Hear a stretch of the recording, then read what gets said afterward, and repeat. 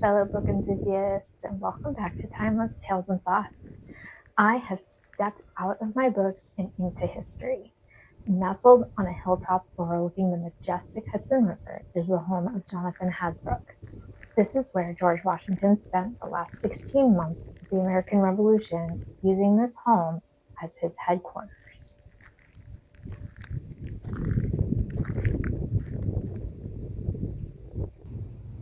Welcome to Washington's headquarters in Newburgh, New York. New York State purchased the Hasbrouck House in 1850, making it the first publicly operated historic site. It was declared a National Historic Landmark in 1961.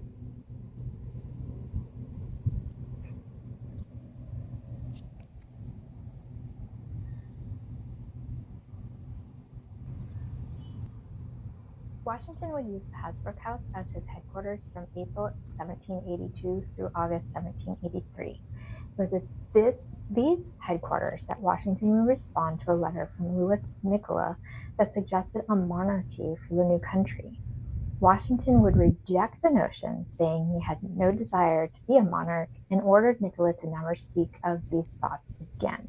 Of course, that is paraphrasing. I don't know exactly Washington's words. Also during his stay in Newburgh, on August 7, 1782, Washington would create the Badge of Military Merit, and on the lawn of the Newburgh headquarters, Washington awarded the badge to the only three recipients: Sergeant William Brown, Sergeant Elijah Churchill, and Sergeant Daniel Bissell. The Badge of Military Merit would eventually become the Purple Heart.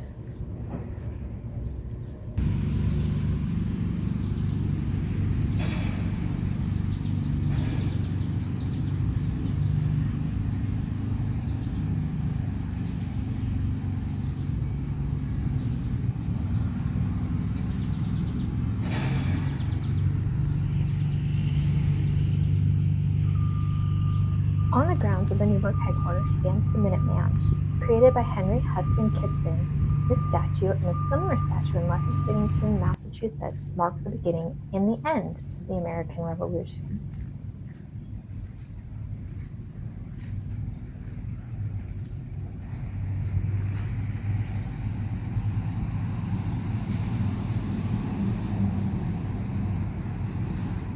The Hasbrouck House is currently undergoing an extensive restoration, so I was not able to tour the inside of the home during this trip. There is also a museum on the grounds that houses an extensive collection of artifacts. There are so many to see. Not only did they have cases of artifacts, but they had drawers that you could pull out and look at different artifacts as well. And there was a kiosk that would tell you about each one if you typed in the number associated with each artifact. Super cool to see. Incredible. I enjoyed that very, very much.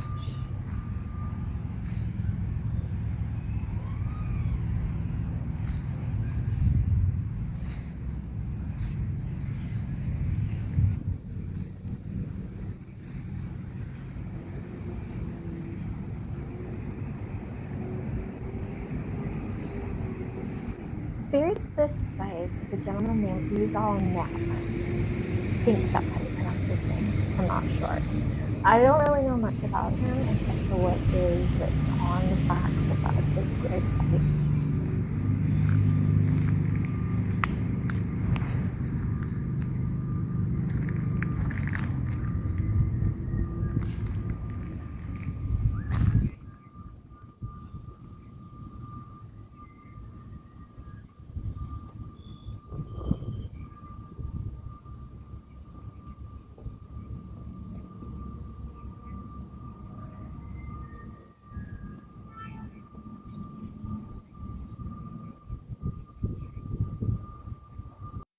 Just ahead of us is the Liberty Tree, or a relation of one of the actual Liberty trees.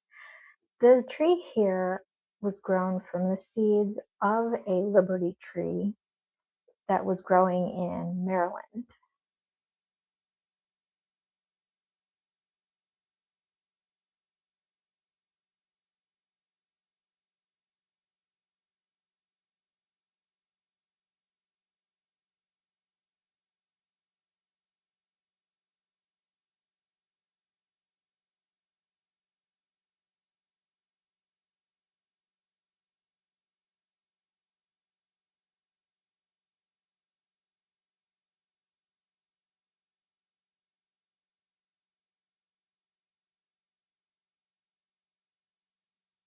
I remember as a little girl, my mom would bring my sister and I here, and we would just run around the grounds, roll down the hills, taking in the scenery of the river and the mountains.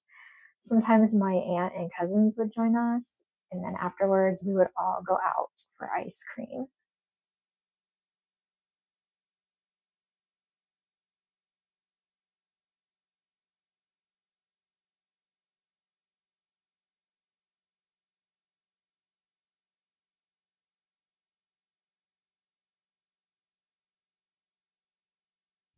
The last monument on the grounds is the Tower of Victory. The weather conditions were not great the day I visited, so unfortunately I couldn't climb to the top of the tower.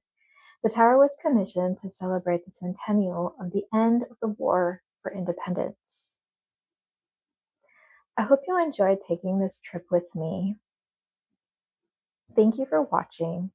Please take a moment to like this video, subscribe to my channel, and stay tuned for I have another historical adventure planned for you.